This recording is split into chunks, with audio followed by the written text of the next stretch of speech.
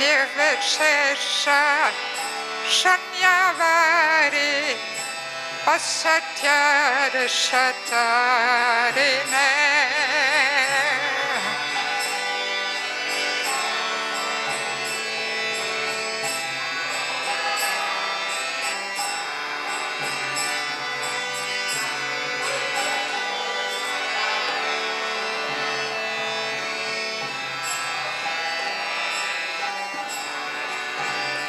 Jaya Shri Krishna Chaitanya Prabhu Nityananda Shri Advaita Gadadhara Shiva Shri Gaur Bhakta-vrinda.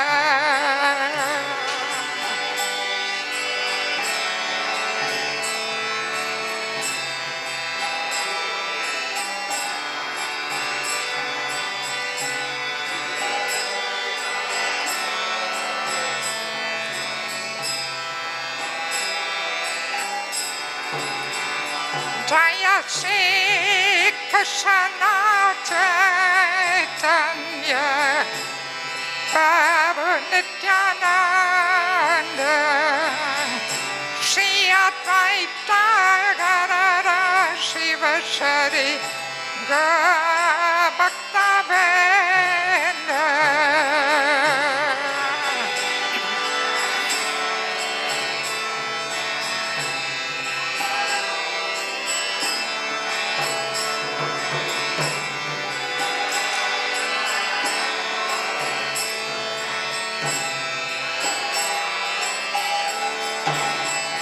Jaya Shri Krishna Chaitanya Prabhu Nityananda Shri Advaita Gadadhara Shiva Shri Gaur Bhakta-vrinda.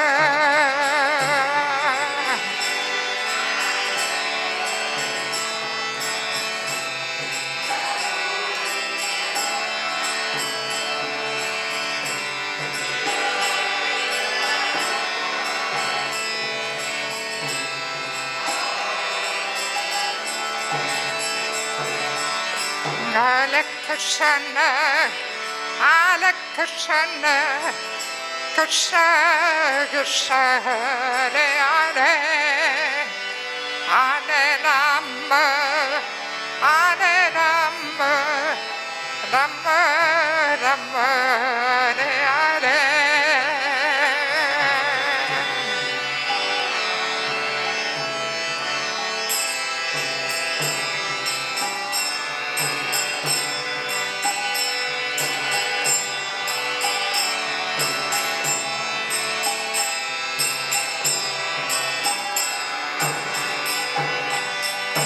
Hare Krishna, Hare Krishna, Krishna Krishna Hare Hare, Hare Rama, Hare Rama, Rama Rama Hare Hare.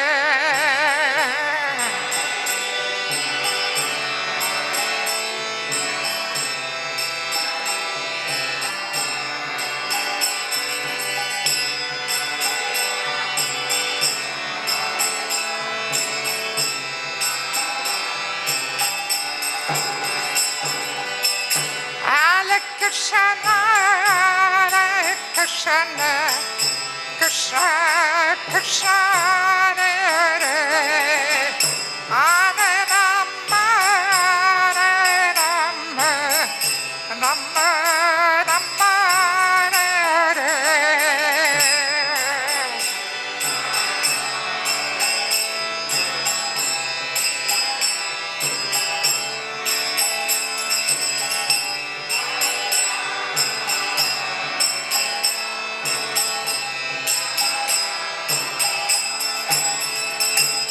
Hare Krishna, Krishna Krishna Krishna Hare Hare, Hare Rama, Hare Rama, Rama Hare Hare.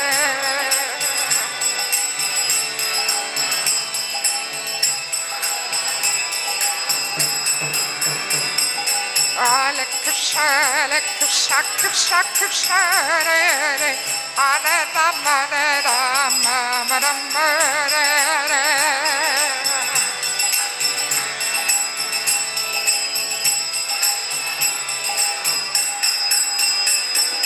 Hare Krishna, Krishna Krishna, Hare Hare, Hare Rama, Rama Rama, Hare Hare.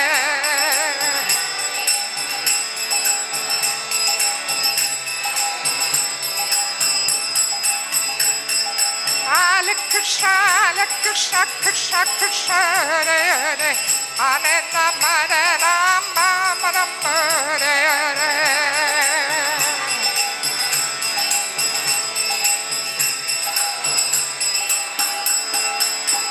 Hare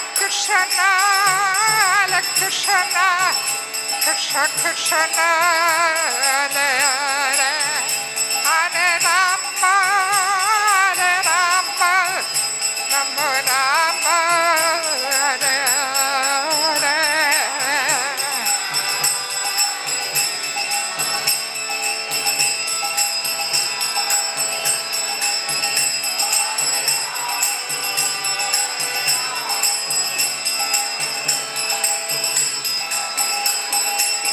Hare Krishna, Krishna Krishna, Hare Hare, Hare Rama, Rama Rama, Hare Hare.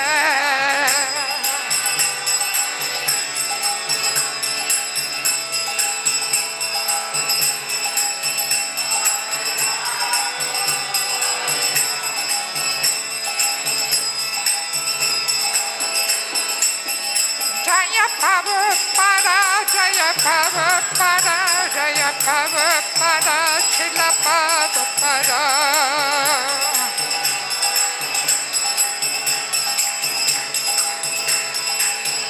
Nitya Haribo, Haribo, Haribo, Nitya Haribo.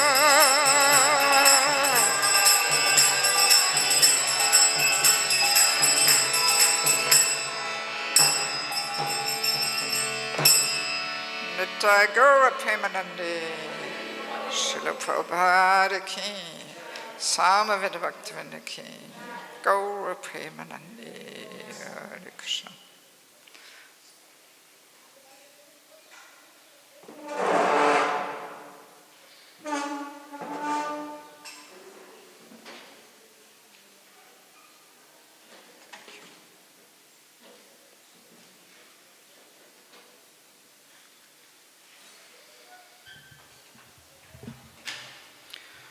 Om Bhakyantamandasya Gyananjana Shalakaya Chakshunmalitam Dena Tasmai Shri Gurave Namaha Shri Chaitanya Manupistam Sthaparam Yena Bhutale Swayam Rupakaramayam Nadati Swapadantikam Namam Vishnupada Krishnavista Bhutale Srimate Bhaktivedanta Swaminiti Namane Namaste Saraswati Deve Gauravani Prachayane Nirvishesha Shunyavadi Pasadari Shatarine Vanchakopa Dribhasha Kripa Sinuvevata Patitanam Pavanebhyo Vaishnavebhyo Namo Namaha Jai Shri Krishna Chaitanya Pavanityananda Shri Advaita Gadadhara Srivasadi Go Bhaktavinda Hare Krishna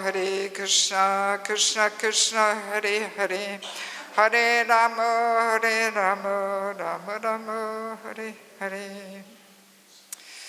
Okay, so thank you so much for showing some interest on our today's topic of the false ego, our constant companion and troublemaker.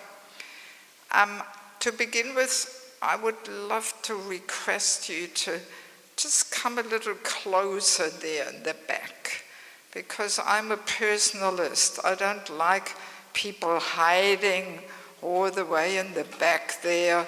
You know, this is such a big hall. Yeah, you can even come closer with your chairs, you know. Yes, Okay, good. This creates such a nicer atmosphere, you know? So I'm really a personalist. I like to connect with my audience and not speak into the void here of some big hall, you know? So yes, anybody who wants to really take part, please come forward. And yeah, or if you can't sit on the floor, then at least sit here very close on this thing. And there's also some chairs still available, so we can better connect. Good. I'm wondering, is there a need for me to introduce myself, or does everybody, people have met me before, or you met me before? Well, let me just very quickly say a few words about my humble self. So my name is Devaki Davidasi. I'm originally from Germany, but I haven't lived there for the last 40 years.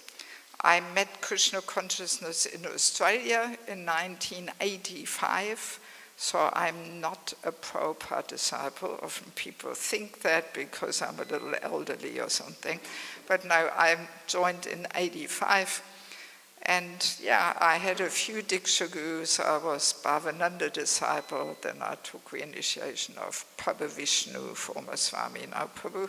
And then I took one more time reinitiation of His Holiness Niranjana Swami. But all three gurus. Now you changed something on the sound. It was all nice before. Yeah, all three gurus were the perfect guru at that time. So I don't have any grudges or hard feelings. My whole life would have gone completely differently if I had not taken shelter of these personalities. So it was all good. Yes. So, and yeah, I spent quite a few years in Australia. I was 4 years in the ladies' ashram in Sydney, getting some training in all the basic things of devotional life. Then I was married for 10 years, and that time we pioneered the first more organized temple in the former Soviet Union, in Riga, Latvia, Baltics. Very small country, you may not even know about it. Only 2 million people, so. And yeah, that was a very adventurous time and pioneer spirit. That was in 1989, when the whole communist system fell apart. So, and then 1999, my former husband left me, left Krishna consciousness. He's not practicing anymore. He remarried a non-devotee and separated again and so on. So, and since then, I'm in white, moved on in my life. And for the last 24 years, I have been basically living out of a suitcase. I am living out of a suitcase. Meaning I don't have a home as such. I don't have a place. So I'm basically every weekend somewhere else. I spend 5 months per year preaching in India and Bangladesh, and 7 months per year all around Europe, US, Canada, Australia, New Zealand, all around Europe, so many places. And because I've been quite involved in preaching in Bangladesh, that's actually where I received a whole transformation. Because Bangladesh is East Bengal, it's actually the place where most of Mahaprabhu's associates come from. And because it's a Muslim country, that really preserves actually our Vaishnava culture. Yeah. Because the Muslims are not so eager for the modern Kali Yuga ideas, so it's very traditional. It's when I'm there, I'm only with the locals. I live with them, I eat with them, I travel with them, I preach with them. So, and yeah, there's no Western devotees living. And it's almost like entering Chaitanya Charitamrita. It's really like a different planet, even compared to India. Whole different world. So, and over the 20 years of spending quite some time there, I received a whole transformation and deeper insights. How our philosophy is meant to be lived. Because especially we coming from Western countries, we are not there yet. We learn the philosophy, we repeat it, but are we really living it? That's the real challenge. And it only transforms our heart if we live it. Just repeating it will not do that much. We actually have to apply it. So, and because I realized not everybody can have that good fortune of spending so much time in Bangladesh, that's why I thought, all right, let me establish an institute for spiritual culture. And my base is in Mayapur. I spent 2.5 months there, and I put all different courses together, which I teach there every year in January. And now I'm in the process of putting the courses in book form. As you can see, there's 5 different books. I have 2 more to go. And they're all very important topics. And as book form, they can reach more people. Yes. So yes, that's my humble mission. So, and the fourth ego, our constant companion and troublemaker, is also one course which I'm usually teaching in Mayapur. So maybe let me begin by sharing a few realizations, what gave me the inspiration to, get deeper into this topic of false ego. Because false ego is so subtle, and we can easily miss it completely. And we can actually do the opposite of what we should be doing.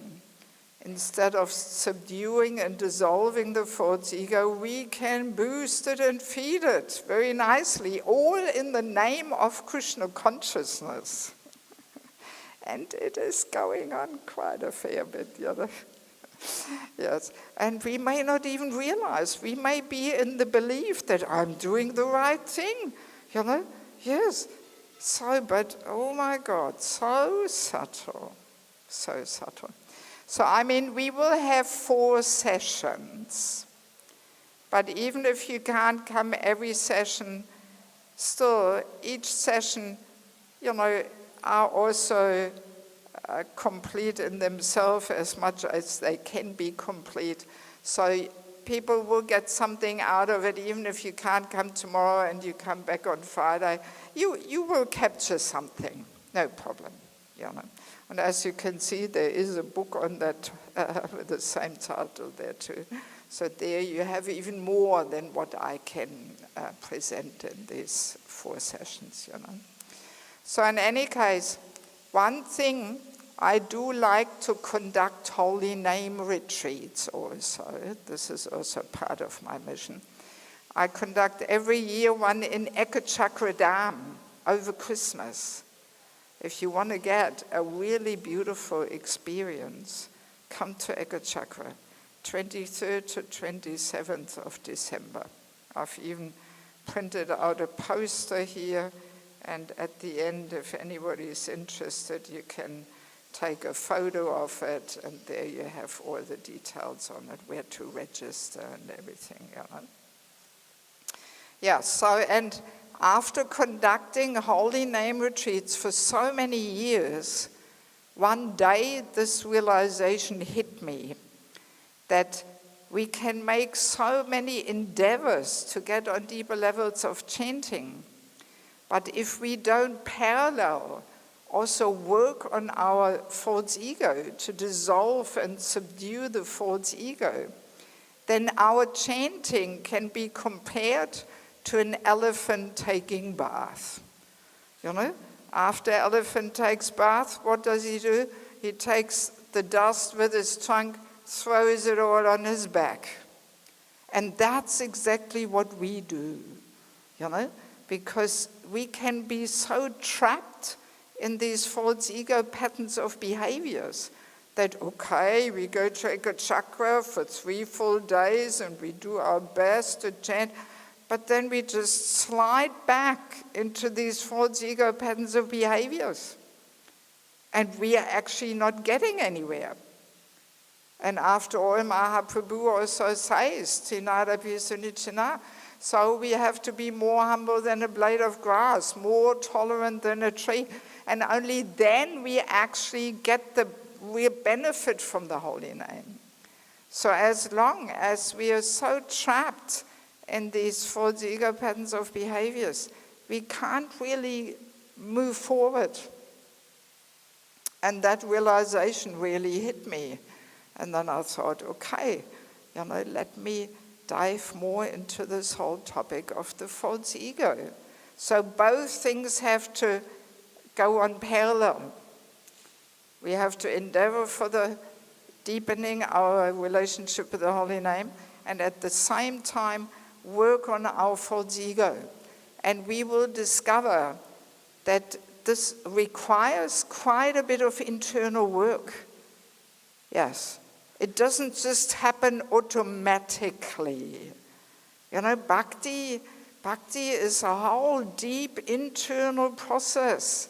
We can externally go through the motions of being there at every Mangaladi and doing it all right. But if we don't do some internal work, nothing will transform, because bhakti is all about internal transformation. We want to transform our heart, our likes, our dislikes, our patterns of behaviors, and ultimately really our heart. And only then bhakti can actually grow there. And that requires some internal work. Yes. So it's a whole big topic. And I remember once I had this almost amusing situation where one Mataji, who I know a little bit, she has a very prominent and dominant false ego, and as a result she always gets herself into some conflict. So one day she was a little frustrated and she was turning to me to reveal her mind. And then I thought, let me try and help her to understand what actually the problem is. And I was very careful because I know false ego doesn't like to be poked. So I was very careful and I was just saying, well, our false ego always gets us into trouble. And then her reaction, she was laughing. She was saying, come on, false ego, what's that? I don't have that. And I thought, oh my God, how is it possible? A person thinks she doesn't have a false ego, but it is so prominent. I was completely shocked. I was speechless. I didn't know what to say. Please, everybody, switch off your mobile phones. Yeah, so all I could think of saying was, well, I wish I could say this about myself. That's all I said. Nothing more than that. Because I knew no point to say any more than this, Yes. So that's the amazing thing, that the bigger and more prominent the false ego is, the less we can see it. You would think it is the other way around, that the bigger and most prominent it is, the more you can see it. But no, false ego blocks our ears, blocks our intelligence. We can't hear, we can't understand. Yes. So it actually requires a little bit of purification to perceive the subtleties. Yes, it is so subtle. And it's almost like this, that the more we become purified, the more we realize, oh my God, every day the false ego gets into our way. and pushes us to say and do things which we shouldn't say and do. Yeah, very subtle.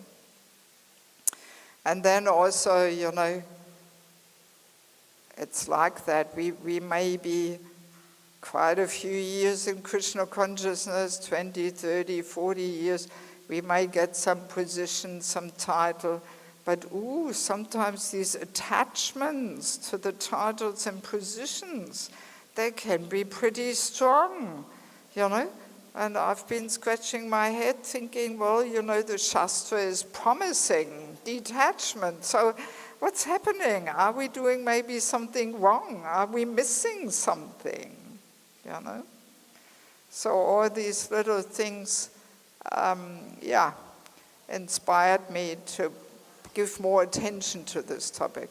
And I also remember, actually it was in Vrindavan many years ago, this is about 10 years ago or something, I gave just one little introductory session on this false ego topic.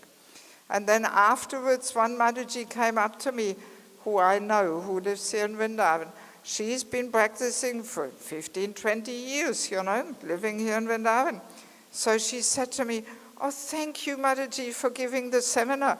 Now I realize I actually have a false ego, And she was saying, before I just thought this is some theoretical, philosophical thing, which has no relevance to me. But now I understand. So after 15, 20 years of practice, people understand, okay, I actually have to deal with this. It's relevant to me, yes. Because it is just so subtle that we can just easily miss it, yes. Yeah, so much as little introductory thoughts.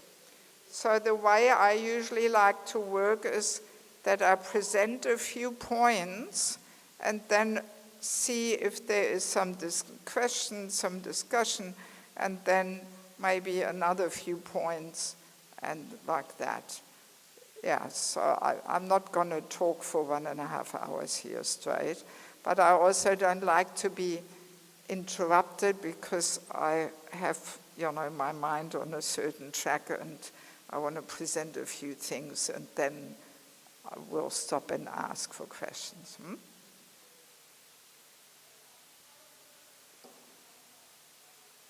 What? Already question? Yes? Yeah, all right, use the mic.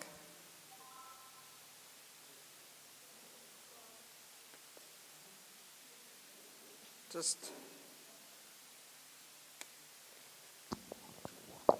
Hare Krishna. Thank you, Mataji. This point you were mentioning about bhakti is a lot of internal work. We have to work a lot dealing with these anarthas. I was just trying to reconcile this. I agree what you are saying. This mic somehow needs to be adjusted a little bit. Yeah, the sound is not good. That's what I'm saying.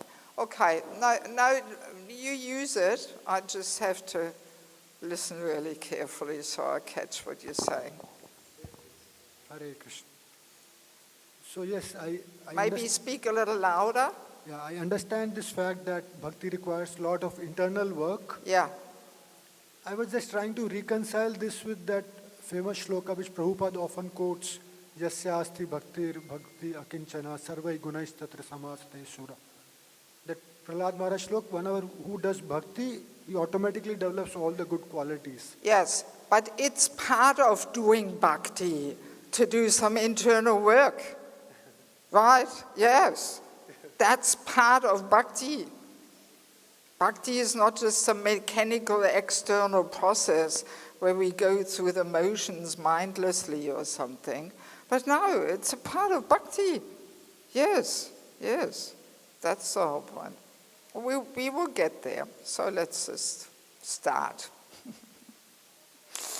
So, let us remember to begin with, what is the false ego? So as we know, the soul is covered by the gross body made from earth, water, fire, air, ether.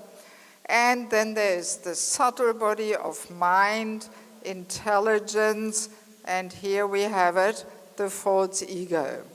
So false ego is the most subtle element of the subtle material body. And as we said, it's so subtle that we can almost miss it completely. So, and as we know, at the moment of death, the subtle body of mind, intelligence, false ego takes the soul to the next gross body.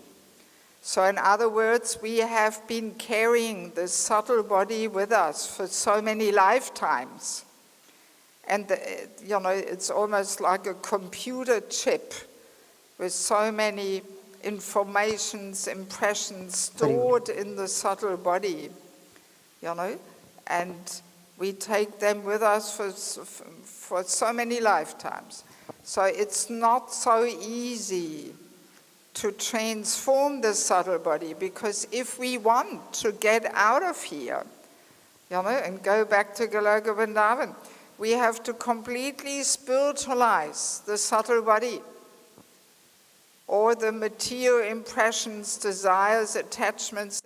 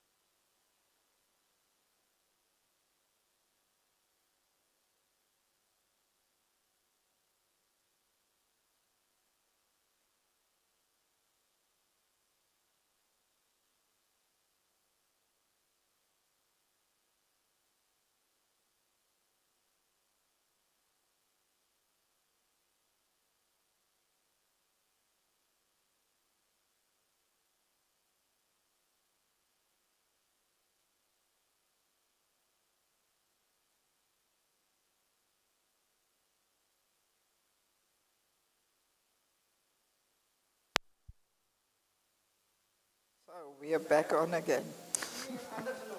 So where was I? Yes. So the subtle body of mind, intelligence, false ego has to be completely transformed and spiritualized. So all material aspects, attachments, desires, they all have to be replaced with spiritual desires and attachments and experiences, impressions, So that's why Krishna says again and again, fix your mind on me, fix your mind on me. That's how the mind gets transformed and spiritualized. And the intelligence also has to be transformed and spiritualized. False ego has to be transformed into the real ego. Real ego is Jiva Svrupa Krishna Nityadas. I am eternal servant, nothing else. That's the real ego. So, and to actually really transform the subtle body fully, this takes quite some internal work, and I dare say, please switch off your mobile phones. If you don't want to take part of the seminar, then please go somewhere else if you don't mind. So it takes a lot of internal work to transform the subtle body. For most, I dare say, or let's say for many human beings, it's a journey over several lifetimes. Not so easy. I feel Prabhupada tricked us by saying, yes, just chant Hare Krishna, take prasad, chant and dance, be happy. It sounds all so easy. But then as we take up the process, we realize, not so easy, yes. So Prabhupada was expert in tricksing us into taking up the process of devotional life, Yes. So, and we can also observe how the false ego sets in already at youngest age. Small child. I remember I was once invited to one family's home, so their daughter was 1 year of age, could not even speak, but could walk. So while I was talking to the parents in the lounge room, the girl was bringing all her toys from her room. And I didn't really give it that much importance. But then the mother said, she is showing off her toys because you are here. And I was thinking, oh my God, already at 1 year of age, you can't even talk. But this desire to show off already kicks in. My toys are so special. And because they're my toys, that's why I am so special. That's what's behind it. So this starts already at such young age, maybe even before 1 year of age. Anybody who's got children knows how the kids sometimes try to push their desire through and get into a whole ego battle there with the parents. And want their attention and be the center and. So this is already all kinds of false ego behavior, starts at very young age. And basically false ego makes us think to be something which we are not. That's in a nutshell what the false ego does, We think ourselves to be something which we are not.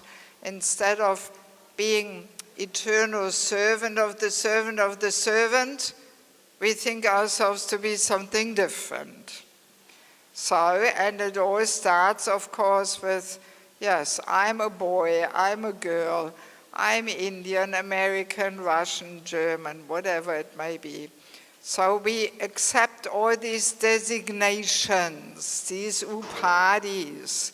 And as we go through life, the layer of upadhis becomes thicker and thicker.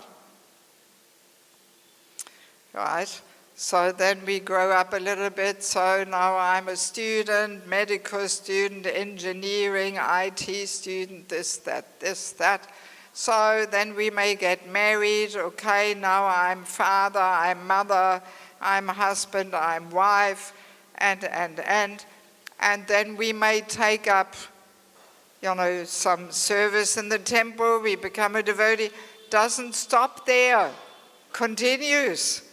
I'm a brahmachari, I'm a IYF preacher, I'm a head pujari, I'm Sankirtan leader, I'm this, I'm that. So many roles we may be playing, no doubt, but we identify with them.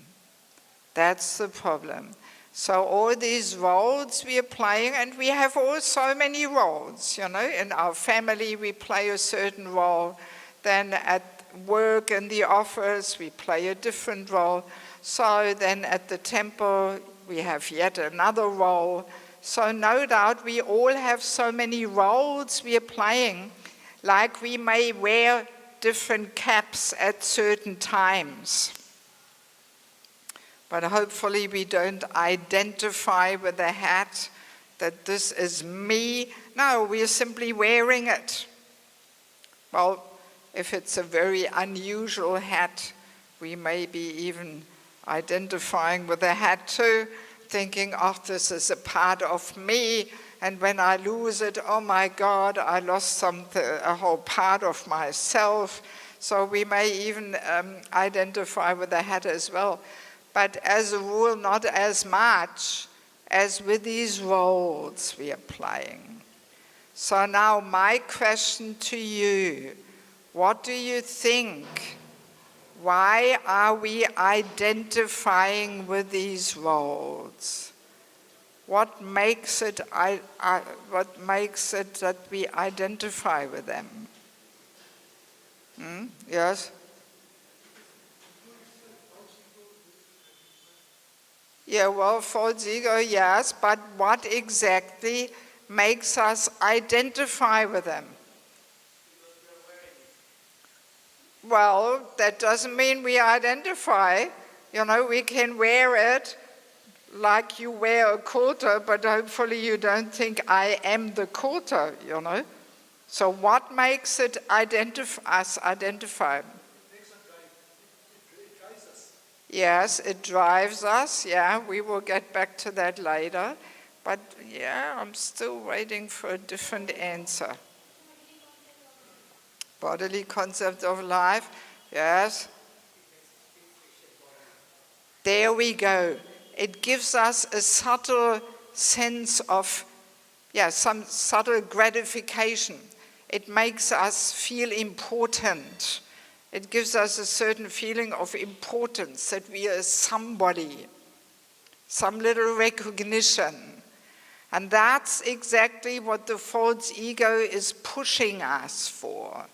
The false ego wants to enjoy this subtle sense gratification of being somebody important. Yes. And the more you know, the role, the more it gives us some importance, some recognition, the deeper that identification is, right? Let's say we have some high post in the temple or in the company or whatever, you know, so that feeds the false ego's demands for enjoying the sense of importance. And that's why we identify with it. Of course, also there's ignorance, bodily concept of life, and. But it mainly comes through this enjoying, this subtle sense gratification we are getting. So yes, that really feeds this identification, right? So I do want to make just a 2-minute personal exercise where you turn to your neighbor and you share with each other what is your favorite hat which you identify with, like anything, that the thought of giving up this role is almost worse than death. Right? You understand? Where we are which role are we most attached to? And which role are we so deeply identifying with that the thought of giving it up is so painful, almost worse than death.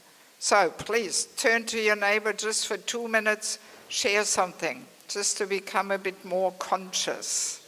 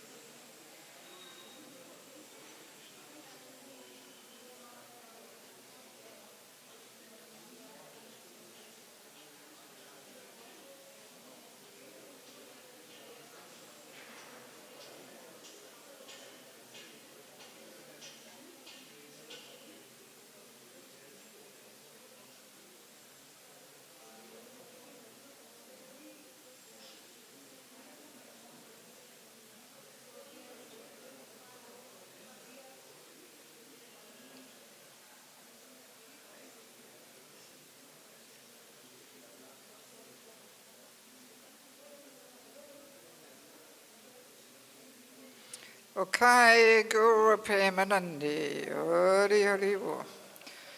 All right, so I saw some of you sharing quite a bit. I hope it was about the topic and not about the yesterday's parikrama or something.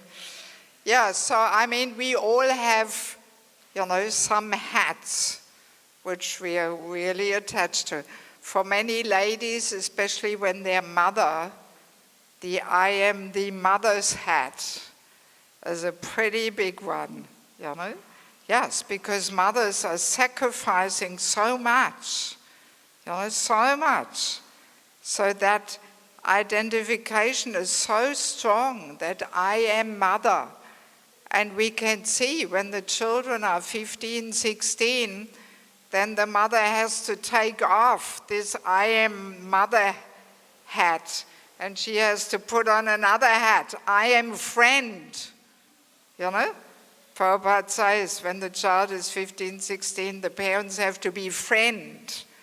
And this is so difficult for so many mothers. I always observe this.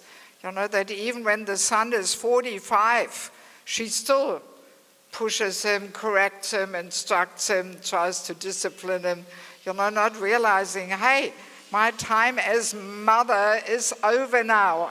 I'm friend now. I can't discipline and correct him all the time, Yes. So yeah, I'm the mother's hat is a very strong one, And of course the Prabhus also have their hats. I dare say, and I hope nobody minds me saying it, the I am a brahmachari hat can be a pretty big one, Because, there is so much recognition coming along, that sometimes, this may even be the main and foremost motivation that people stay in saffron, to enjoy this gratification for the false ego. And people may not even realize, Yes. Yeah, so we all have our favorite hats, So good to be a little conscious about it, how we are identifying with these roles, And I mean, it's very clear that if we think ourselves to be something which we are not, we cannot be truly peaceful, right? Because our understanding of ourselves is false. And we always try to pretend to be something which we are not. So that has to bring along a lot of anxieties, right? We can just imagine, let's say, we have very menial service at the temple. We are just cutting the vegetables in the kitchen or something. Very humble, menial service. So, and then one day we say, I am the temple president. My God, that would be a fair bit of anxiety, right? How will I convince everybody that I'm the temple president? And what if they realize I'm actually not the temple president? Oh, you would have sleepless nights, right? So many anxieties. So, and then a few days later you say, it was just a joke. I'm actually just the kitchen helper. Oh, thank God, I don't have to try and be something which I'm not. Yes. So, and that is the position of the living entity in the material world, because we are thinking ourselves to be something which we are not. We think ourselves to be the body, the topmost enjoyer, the proprietor, the controller, all these designations, what to speak of all the other roles we are accepting. So we are thinking ourselves to be something which we are not. And there is no question of being peaceful as long as we are in this false ego understanding, And as we become gradually freed from the false ego's influence, we proportionally become more peaceful. Yes. The anxieties go away because we realize actually I'm simply a humble servant. whatever situation I may be facing. I don't have to try and be something and, make a show and pretend that I'm greater than I am and. So yes, and also Prabhupada in the 5th canto in the Bhagavatam gives this nice analogy of life in the material world being like a nonsensical stage performance. So I really love that one. Prabhupada has a very unique way of combining different terms, a nonsensical stage performance. So that's exactly what it is. Every lifetime we can imagine ourselves on the stage, playing a role, and we really take it in. We really think that's me. Let's imagine one life as an Indian man. So we really think, yes, I'm so important. I have so many important things to do. Running. No time for Krishna. So busy. So, and then death comes. Curtain closes. Show is over. It's all finished. Yes. So, and then comes the next nonsensical stage performance. Curtain opens again. So next life, woman in Germany. Again, I'm so important. I have so many important things to do. So busy. Running. And then again, curtain is closing. Show is over. It's all finished. And like that it goes lifetime after lifetime. Nonsensical stage performance. It's really what it is. And then one life may be as a dog in Sweden. Barking. He also really thinks, I'm so important. I have this mission of protecting this property and. And dogs also have a subtle dog's body, a dog's mind, dog's intelligence, dog's false ego. Yes, dogs have a very prominent false ego, yes. So like that, lifetime after lifetime, nonsensical stage performance. That's really what it is, So, and this process of Krishna consciousness gives us a chance to get out of this nonsensical stage performance, Yes. Yes. So maybe I can see if we have any questions now, but just only about what we discussed, because there will be so much more coming. So please don't ask, how can I get free of false ego and this and that? This will all come, We've got 4 sessions, so we only have 1 hour. Where is the mic? No, but we have online audience also. So if we have a mic, up there, is it? Is that a mic? Yes?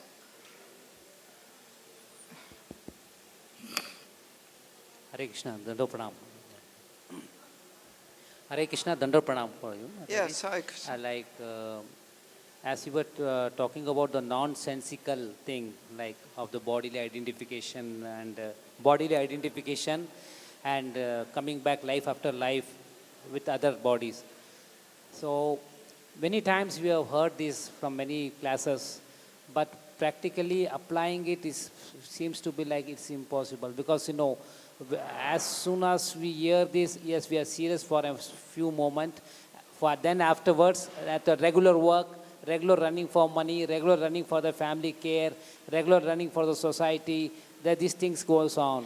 So how should one seriously realize how should we put in our mind permanently so that this thing is temporary and it should not be taken for a ride? Well, you will have to come to a few more sessions, You know, we have only introduced the topic. So now you're already asking, so how do we free ourselves from the false ego? That's exactly where we are not there yet. Yeah, so it's all just coming, you know. But let me just answer so far, it's not impossible to free ourselves. But as I was saying in the beginning, I think you came a little later, maybe you were not there, it requires a lot of internal work. And we have to be willing to do that internal work. And that's exactly the purpose of this little seminar, to, you know, convince my audience here that we have to do some work. And if you can't come every time, there's also a book on this topic, The False Ego, Our Constant Companion and Troublemaker. Yes, so it's a whole big process. And that's exactly what we are trying to bring attention to. Okay, so what else do we have? You and then you, yes. Thank you, Mataji. Dandot Pranam. Thank you. Dandot Pranam. I have just quick question and clearance. What is the connection and relationship between the false ego and soul? Well, as I said, the soul is covered by the gross body made from earth, water, fire, air, ether, and the subtle body of mind, intelligence, false ego. So the false ego is the most subtle element of the subtle material body, which covers the soul. The soul has nothing to do with the false ego. Yes. Thank you. It's covered by that. You know? Yes. Hare Krishna, Mataji. Mataji, are you able to hear me? Okay, thank you. Mataji, like women, when they are not so spiritually advanced, they are very emotional. So for them, the fulfillment comes from when they identify themselves as a mother or as a wife. And like in earlier ages, we have also seen women identifying themselves as wife to such extent that they would commit sati also. So how do we understand this? Like, because sometimes it's like that they're living, the reason for why they live, the women especially, is because they are playing the role of a wife and a mother. Yes. Yes. So you were touching upon women being emotional. Yes. Krishna has given us women this emotional nature so we can be good caregivers and mothers. So we want to play that role. So within Krishna consciousness, you know, we are meant to understand that we are simply serving in that role, that we are not mother and wife, but Krishna has given us this service. And that will come gradually only, na Mataji, because initially they will be very attached to their children and their husband also. See, nothing comes automatically. Nothing comes just automatically. We have, see, the whole process of Krishna consciousness is actually a very deep and, as I said already, internal process. So we can externally go through the motions and we maintain our attachment for the false ego gratification, you know? And that's the 10th offense to chanting the holy name, to maintain material attachments even after understanding so many instructions on this matter.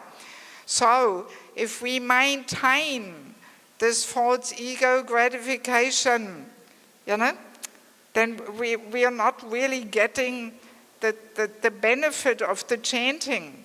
So automatically nothing happens. Mataji, this detachment from our husbands and our children, that would come only with gradual practice. Naturally it should come, that detachment. Yeah, see, I don't really want to divert from the main topic, but let me just put it that way. Our family life has to be an ashram. And many householders' family life is not so much of an ashram. Okay. Let me use the opportunity to do a bit of advertisement here. So on this topic is also a book, Family Life as an Ashram, Secrets of Success, because we can very easily leave our family life rather mundane, material, and we just have a little bit of, prasadam, kirtan along the side. And then nothing will happen automatically. Family life has to be an ashram, So mundane family life is what binds us the most to the material world. But family life as an ashram liberates us. Yes, it's a separate seminar. But let me just share this one nice thing that Prabhupada said. That this man-woman attraction, it's like a thorn in the foot. Ooh, so painful. So, if you're expert, you can take another thorn, a second one, and get the first thorn out of the foot. Right? But if you're not so expert, you end up with 2 thorns in the foot. Yes, and that's what often happens, So the second thorn with which we pull out the first thorn, that's family life as an ashram.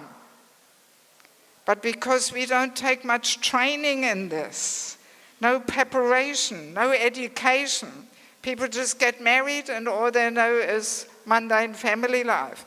That's why so often it's not an ashram, So if family life is an ashram, then yes, you will get to that point of purification. But if it's not an ashram, will not really happen so much, Yes. Mataji, for those women who are not devotees in older times, like they are trained to serve their husbands as everything, and they serve also and their identity as the wife is very strong. That's why they commit sati also. So is that fine for them? Because they are not devotees, so is that fine for them? That will bring their elevation? Yes, see, I don't want to get into this topic now because we are going off the topic. Yeah, thank you, Mataji. Thank you so much. Sorry about that. Yes, but let me put this also, just as a short answer. There is another ashram after the Grihastha ashram, the Vanaprastha ashram. Yes, also something which is not understood. It's practically not established. That will be my next book, the Vanaprastha ashram. Next year I'm going to work on that. Yeah, I have a whole 15-hour course on the Vanaprastha ashram, Yeah, because people don't know. There's no understanding, no training, no education, And that's why people often stay until the time of death in the Grihastha ashram. But there's so many quotes in the Bhagavatam where Prabhupada says, no gentleman will stay in family life until death, So in former times, everybody was taking Vanaprastha, even those who were not Vaishnavas. Still, the understanding was there.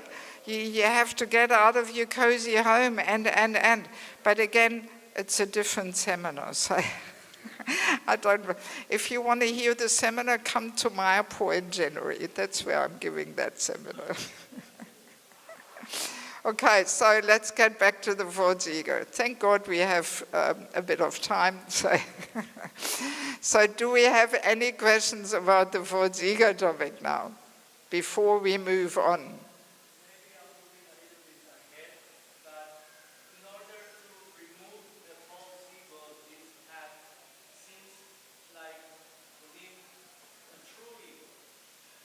Well, and I said the true ego, I think you came a little late.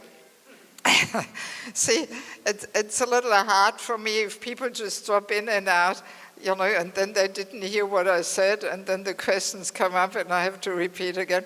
So, yeah, if you want to really I'm of course happy that people come at all, So, but anyway, I mentioned the true ego is Jiva Svupora Krishna Nityadas. That's the true ego. I am servant and nothing else. In all different capacities, I am servant. So to go back to the example with mother and wife. So, in Krishna consciousness, a mother should understand Krishna has given me this soul in my care, and I'm serving the soul for the first 16, 17 years as mother, planting the seed of bhakti in the heart, being the first guru to that spirit soul. So, and then when the child is 16, 17, we have to cut that umbilicum cord. And we have to say, so now my time is over, I cannot discipline anymore.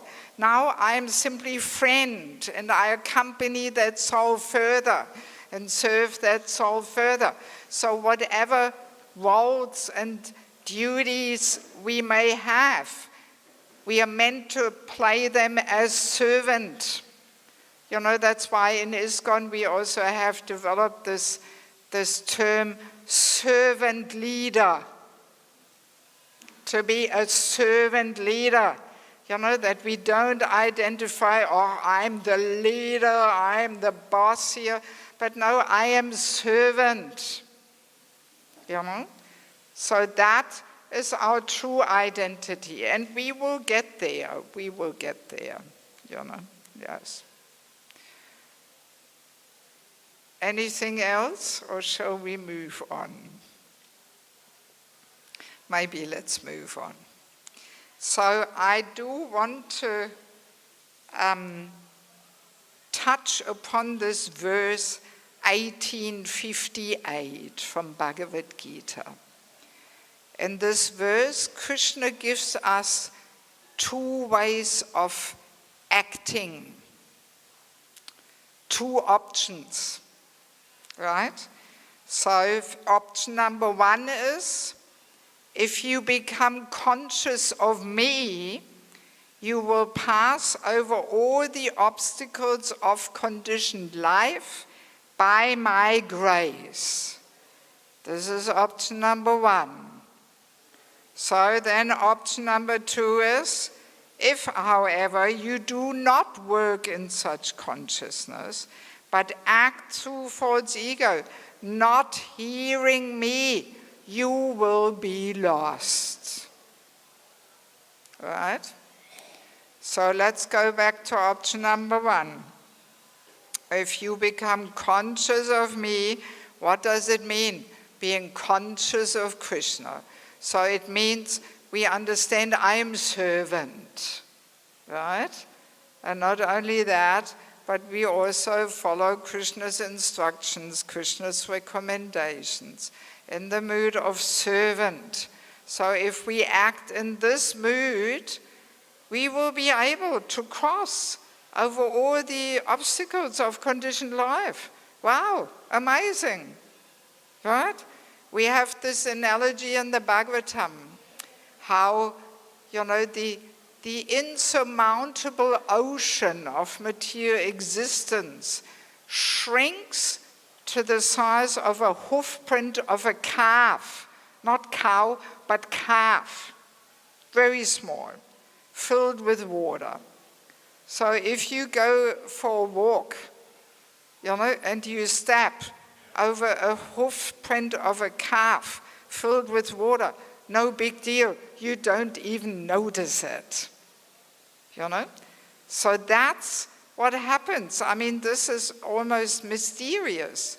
That's Krishna's magic, that by surrendering unto him and working in consciousness of him, then this insurmountable ocean of material existence shrinks to this size of a hoofprint of a calf. And we can very easily overcome all kinds of challenges and obstacles, right? So, but the other option, if, however, you do not work in such consciousness, but act through false ego, not hearing me, you will be lost, Yes. So that's the second option, false ego motivation. We will be lost. At the very latest, at the moment of death, when we have to do another round in the material world. But so many times already before then, we are lost. Yes. And this is very practical. We can reflect on our personal life when we look back, when there was times where we faced some struggles, some difficulties, some unpleasant situations. If we look back and we reflect a little bit, we can actually understand I was acting through false ego, and that's what created my misery.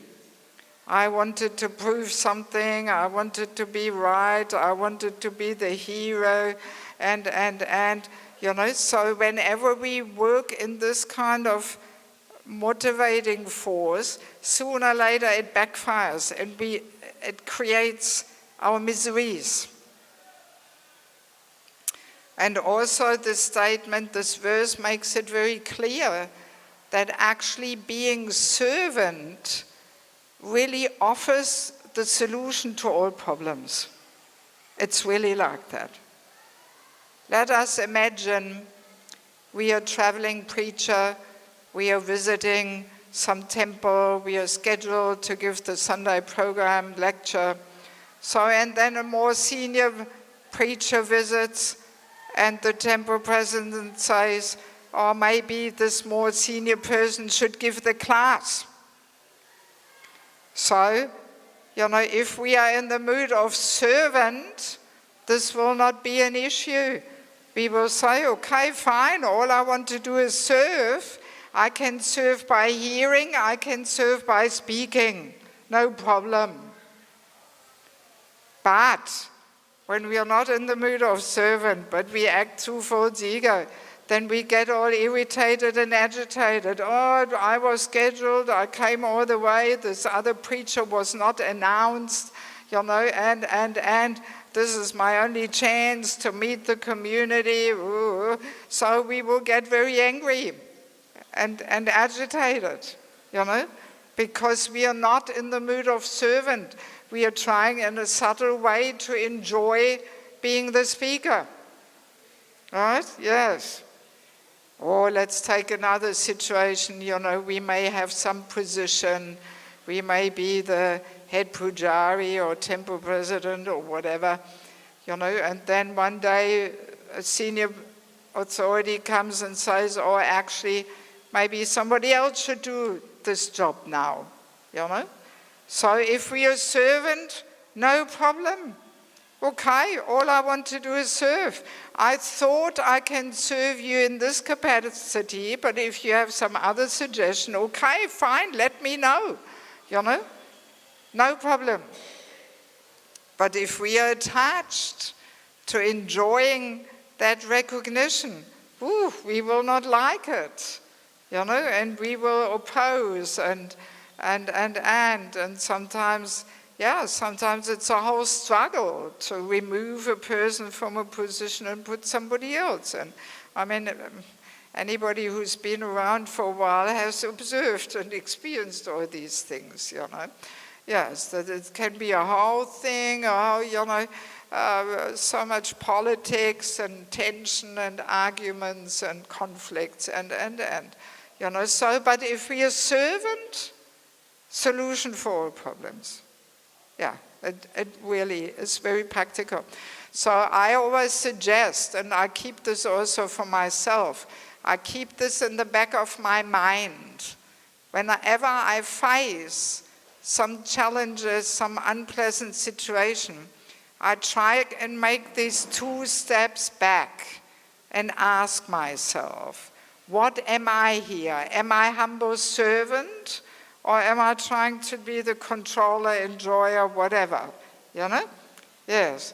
And then we always get the answer, that yes, we are frustrated because we are not humble servant. We are trying to be something else. And that's the root cause of all our tensions and anxieties and conflicts and, So very practical. But also this verse gives us this understanding that there are actually two motivating forces. There is the ambitious, false ego motivating force. I want to become a doctor, lawyer, engineer, guru, sannyasi, traveling preacher, worldwide famous kirtaneer, whatever it may be. I want to become this and this and this. That's the ambitious false ego drive type thing. And I mean, that's the path to success in material life. Definitely.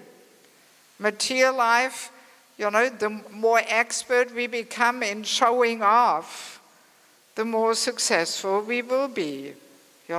Any fool can become world famous overnight, through social media, internet. You only have to post, the most crazy things, and you get so many views and likes and this and that. So that's the motivating force to success in material life. The false ego ambitiousness, pushing everybody out of the way, stepping on each other's head and getting up there. So, but the Vaishnav motivating force, the Vaishnav path to success is very different.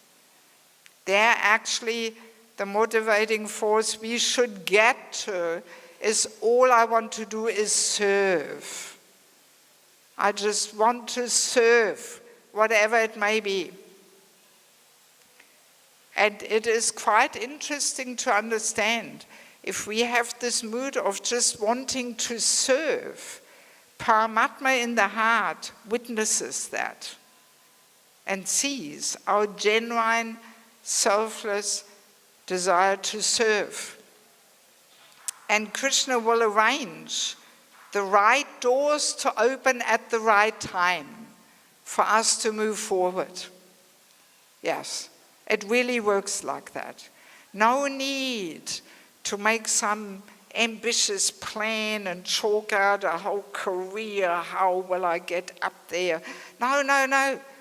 We can just rely on that if we just genuinely give our best in service, Krishna will recognize this. And more service will come to us, more responsibilities, different paths, different doors open, opportunities come towards us. Yes.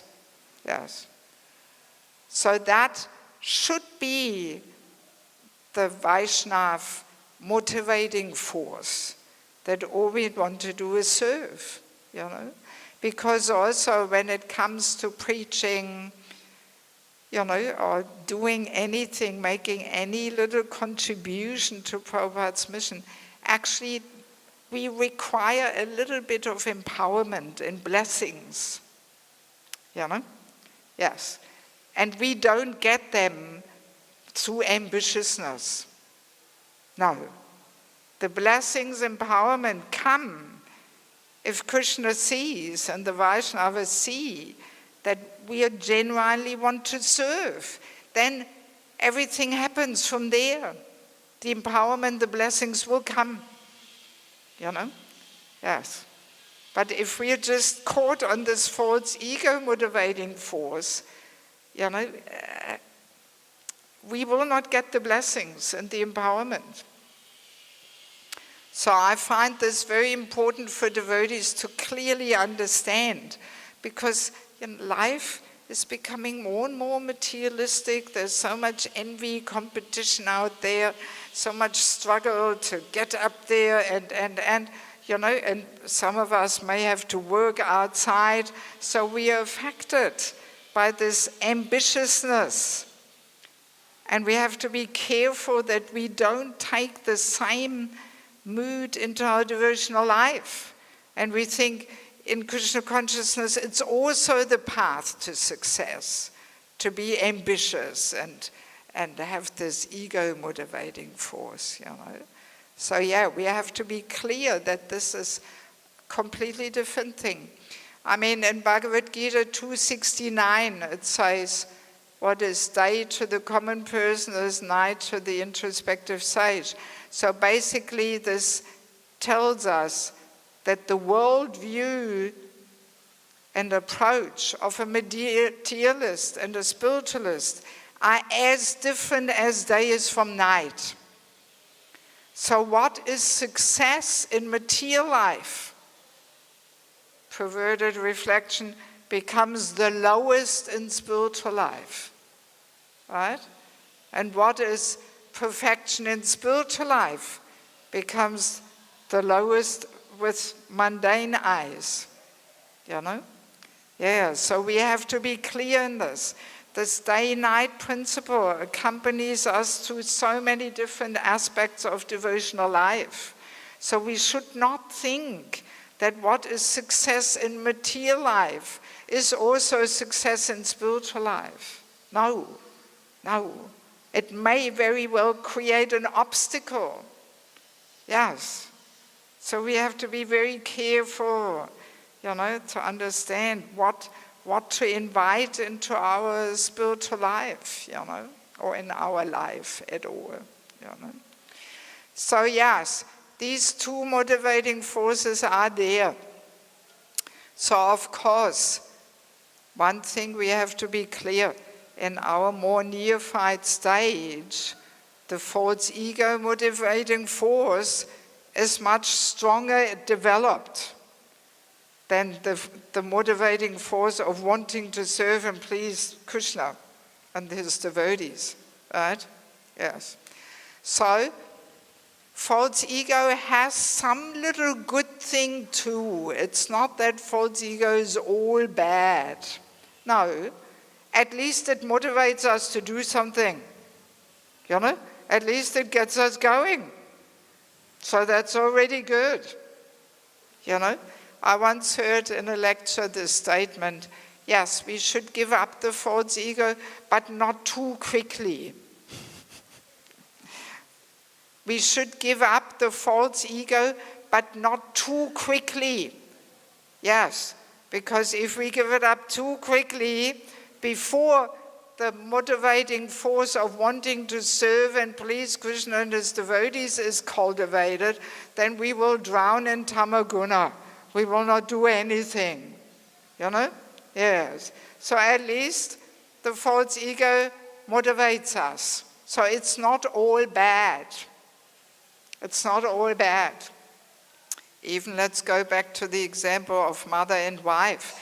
Again, that's Krishna's trick, to motivate a woman to serve. Yes. That's why it is so important to go through this journey of being mother and wife. There is no better way for a woman to learn how to serve selflessly than being in the role of mother and wife. Yes. Oh, I see this again and again, because in the Western world we have brahmacharini ashrams, the ladies' ashrams. So I was in an ashram myself in Sydney for 4 years. So it's great to get some training, because in the Western world, Prabhupada could see that the ladies are not getting any training in the family because the parents are not devotees. So that's why Prabhupada established the ladies' ashrams. But very often I see how we women come to our limits very soon, being in the women's ashram for 1-2 years or something, and then everything becomes so troublesome and, so tiring and just to do 5 hours service a day, so exhausting, no energy. But once the girl is married, she's flying, she's jumping, running, serving, not only 5 hours a day, 24 hours a day, Yes. So, false ego is tricksing us into serving, But then we have to purify that false ego motivation. We can't just leave it at that. We have to purify it and come to the point of playing the role as servant, Yes. So, and I mean also for the man, for example, and I hope I'm safe to say this, the man's gross body is stronger, so he can protect, provide, and subtle body also stronger. Man's body comes with a stronger false ego. Why? Because one of his duties is to take charge. So just to make sure he plays that role, Krishna gives him a stronger false ego. So he wants to play that role. So if it wasn't for that stronger false ego, he may not want to play that role. But somebody has to play it. Same way how we women, somebody has to be the mother and the caregiver and give birth to children. So in the same way how her false ego motivates her to play that role, there's also the man's false ego that motivates him to play the role of taking charge. Right? Yes. So Krishna tricks us, with the false ego to play certain roles, and they motivate. But then we have to also purify that false ego motivation and play the role as humble servant. Yes, like that. So it's not all bad, And we can also see, especially grihastha life comes along with a sense of ownership. The I, me, and mine is an important part of grihastha life. My house, my family, my children, that motivates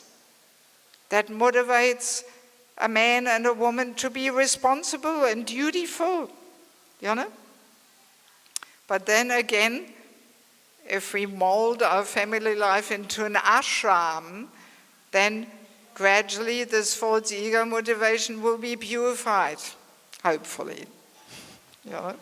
And we can see, like I'm traveling quite extensively into so many parts of the world, so we can see, especially with rural communities, farm communities, that those communities develop the best where the grihasthas are given some sense of belonging and ownership, where they can earn a little bit of income because that motivates him, But those farm communities where everything just belongs to Krishna and you just get accommodation and food or something, those devotees who are capable of getting something happening, they rather do their own thing because they want to pass something down to the children and. So those farm communities where some aspects are privatized and they can actually develop their own thing within that community, they thrive more, Yes. I mean, let's remember Nanda Maharaj. He had thousands of cows. They were his cows. They were not Lord Vishnu's cows or something, but they were his cows. And he gave them in charity at every opportunity. So that's the purifying duty of the grihastha, to loosen this knot of I, me, and mine, to be charitable. But it is a very strong part of grihastha life, this I, me, and mine, Yes, because that motivates a person and makes him responsible and dutiful and. So, in other words, false ego is not all bad. It also has a little good part in it, Yes. It motivates, but it has to be eventually purified, Yes. Let me see. I have a few other things to add, but let me see if there's any questions now. Do we have any questions just about that? these two motivating forces, ambitiousness, serving. Yes, Prabhu, do we have the mic? Somebody can give him the mic.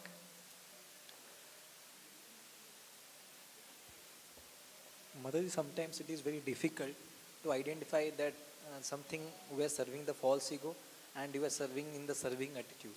Even serving attitude may also be in a false ego, but we may consider because we are conditioned, so we can't see that it is actually a false ego also. So how to scan it? Yes. Well, Krishna is very expert in exposing us. And usually, the false ego gets exposed if we serve in cooperation with other devotees. Because then the false ego gets provoked and triggered in so many ways, to cooperate, to accept guidance from seniors, to adjust to other people's ways of doing things, So that's why it is so important that we serve in cooperation with other devotees under senior guidance. The more we put ourselves in the fire of cooperation and service, the more purification we get. If we stay aloof, just sit in our home, chant the whole day, do some little seva on the computer, purification will not be as intense. It's in cooperation with devotees. That's why Prabhupada said, your love for me will be shown in how much you cooperate, And we can see what a challenge this is in Kali Yuga to cooperate, Yes. I mean, every community has their, struggles there amongst certain personalities and ego clashes, ego battles, yes. So the cooperation is such a challenge, such a challenge. Also in family life, that's why family life is such a purifying journey, because to keep a marriage together, you have to learn how to become humble servant. You have to learn to swallow your false ego. Yes, you have to learn to become tolerant. Such an intense purifying journey. Externally, a grihastha may look like he's not making much contributions. What are they doing? They're having children, earning money. What are they doing? But that's external. Internally, so much purification going on. Oh, yes. I mean, I was married for 10 years, so... Yes, and we see how difficult it is becoming, more and more difficult to keep marriages together. People rather separate and get divorced because they don't want to do that internal work. Yes, to work through difficulties. That's how we become so purified. That's how we mature as personalities. To work through difficulties. All marriage problems are only there because we are not humble servants, right? If we were all humble, selfless servants, then there would be no marriage problems, Yes. So, married life exposes all the subtleties of our anarthas. Oh, yes, yes. I mean, tomorrow, today is just basically setting the scene here. So in tomorrow, we will get into all kinds of different topics, Yes. So married life, so purifying. And then after married life comes vanaprastha. And that's, by going through the whole journey of grihastha ashram, then you get that purification to actually preach and share your life experience and travel and reach out and. Yes. So Krishna has given us the perfect system, to actually gradually make progress and hopefully go back to Godhead, Yes. What else? Yes? Mike?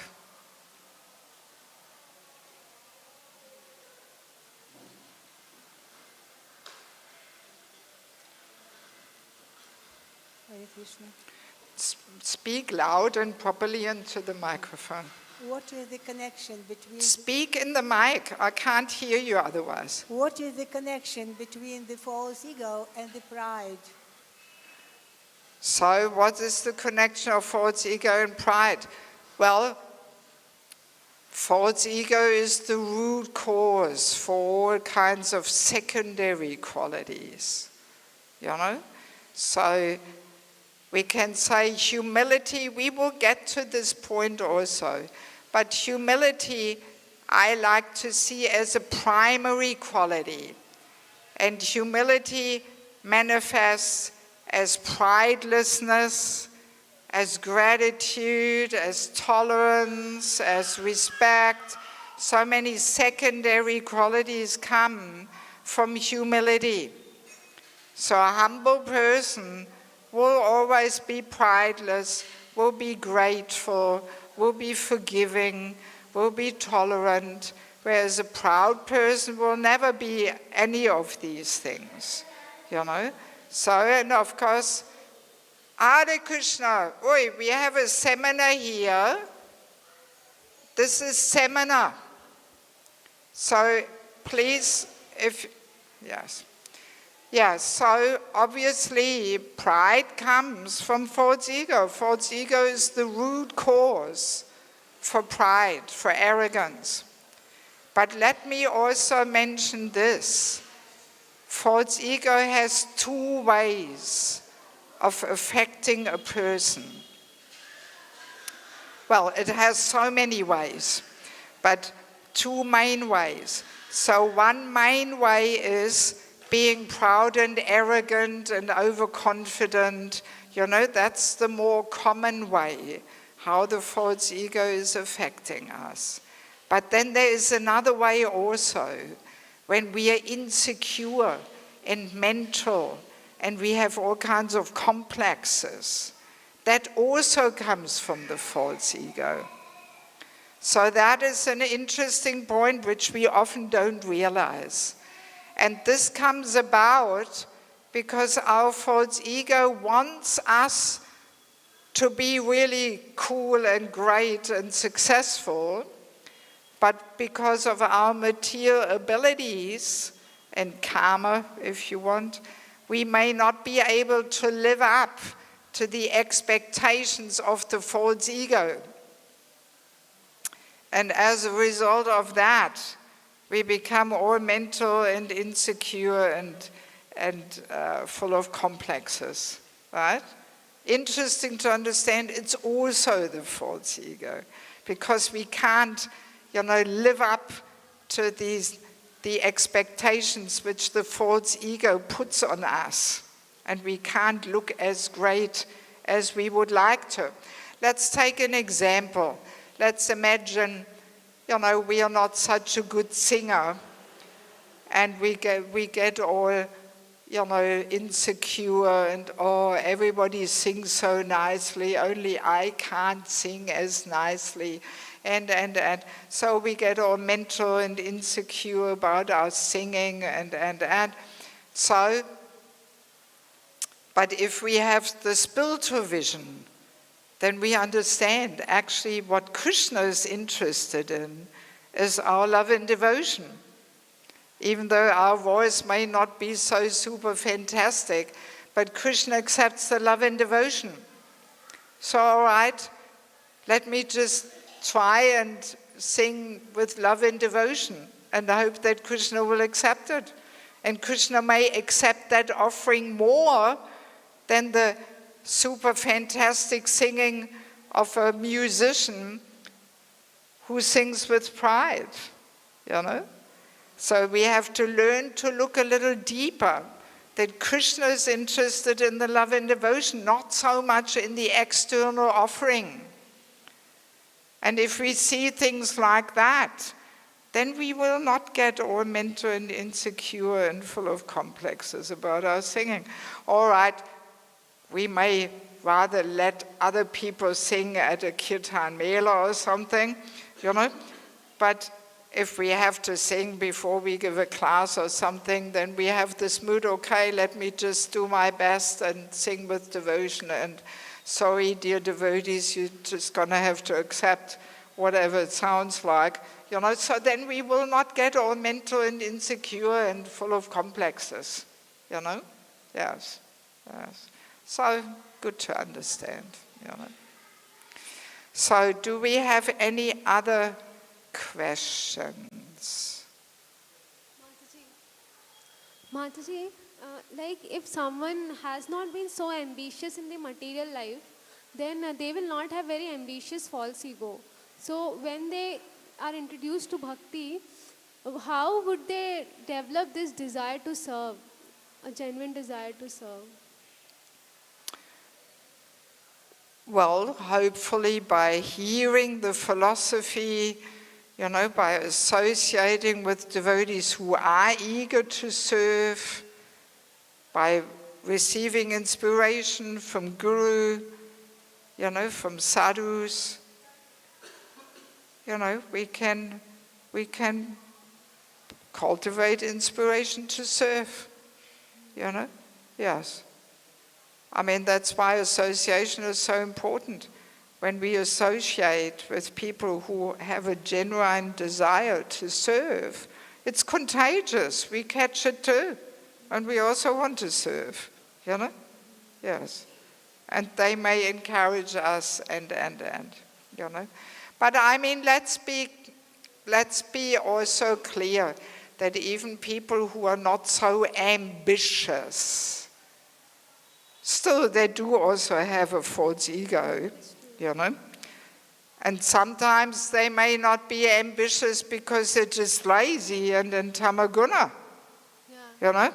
So that's why false ego has its place, because better they serve with a little bit of false ego motivation than being all lazy and lethargic and in tamaguna, Or they may be very insecure, like how you told, because of this low self-esteem and other Yeah, things. I've come across this too, that people want to look so great, but because of their capacities, they can't be as great as they would want to be like, and then they rather do nothing, and they get all insecure.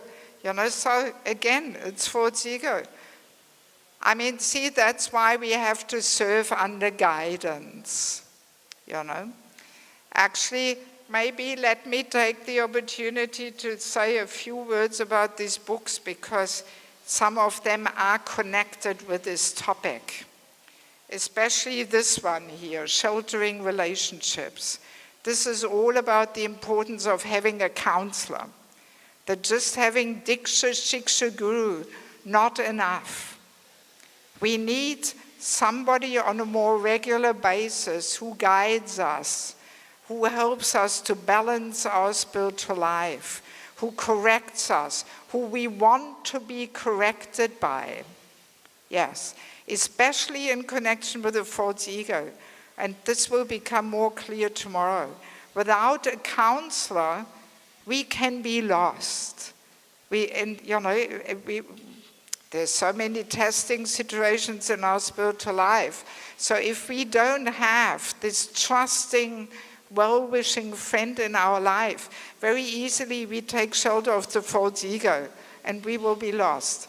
And because the false ego blocks our ears, blocks our intelligence, we may not even be able to notice how we are, on the false ego platform. So we need this well-wishing friend who taps us on the shoulder and says, hey, just cool down. You're overreacting here a bit, and. So this mentorship topic is so important, and we have lost so many devotees over the last 50 years because we have not understood the importance of having a counselor. We think Diksha Gurus is enough. But our Diksha Gurus have thousands of disciples. They cannot get involved, with each and every devotee's personal situation. Not possible, So very important topic. Then this one, spiritual culture, Krishna's divine system. This is all focusing on the man-woman nature's qualities, that man and woman are not equal in the sense of the same. The equality is on the level of the soul, but on the level of the body, they're very, very different nature's qualities, because they're meant to play different roles according to Krishna's system.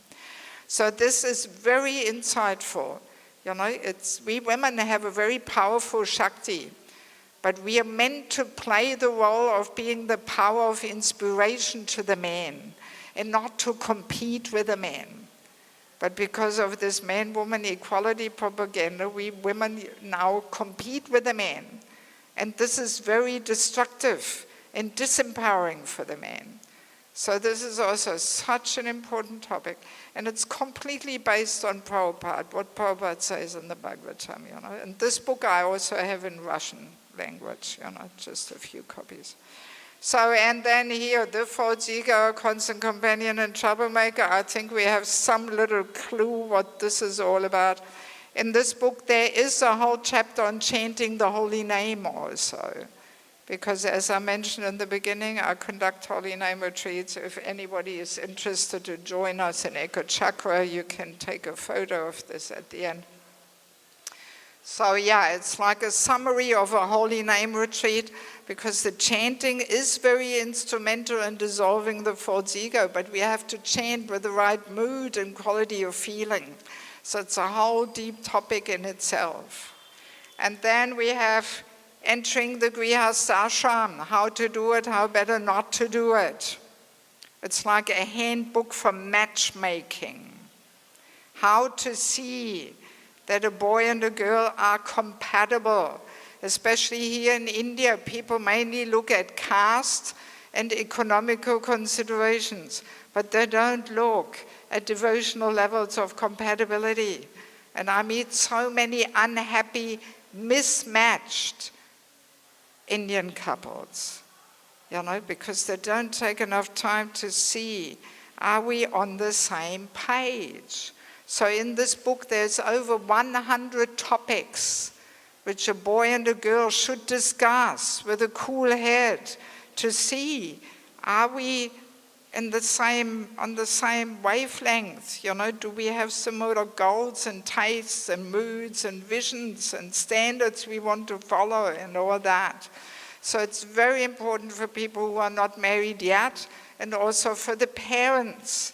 We have to educate ourselves how to enter the Grihastha ashram.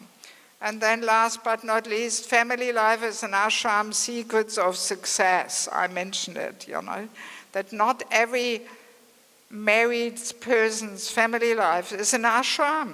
No, when you read this book, you will realize, oh my God, I have to make a few little adjustments here if I want to call my family life an ashram.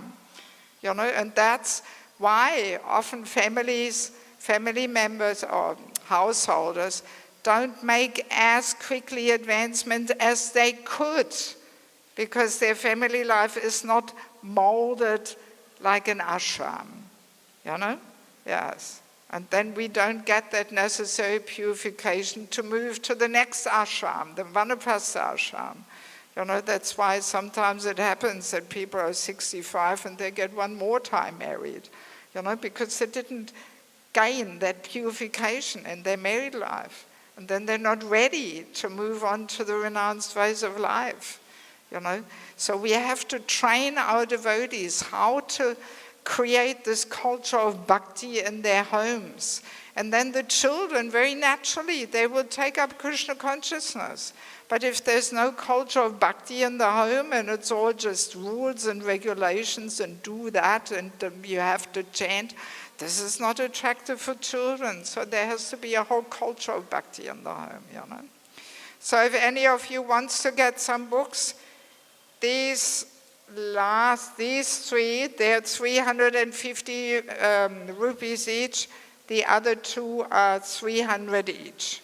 And you can pay cash or also over the phone with QR code, Yes. Yeah, so all topics, I feel a great urgency to get them out into the world. So I would be very honored to put these books into your hands. Okay, 5-1. So let us conclude on this note, and tomorrow we will continue. So best, of course, is if you have the time, if you want to really get a little bit of a transformational experience here, best would be if you come every day. But even if you can't manage, some days is better than nothing, So even if you have friends who are out on parikrama today, people can still join tomorrow, no problem. Even though they missed the first session, but they will capture something, no doubt, Okay? All right, so let us conclude on this note, and I hope to see you again tomorrow, 11 o'clock. Also tonight I'm down for Bhagavad-Gita class. There's also a good topic which I want to present today at 6 o'clock. Yeah, so if you have time, if you don't know what else to do with yourself, come back at 6 o'clock. There's another good topic waiting for us. It coincidentally matches with the verse, and I will try and give some insights on that. Okay, thank you so much. Srila Prabhupada ki, Samaveda Bhaktivinoda ki, Gaura Premanandi, Hare Hare Krishna.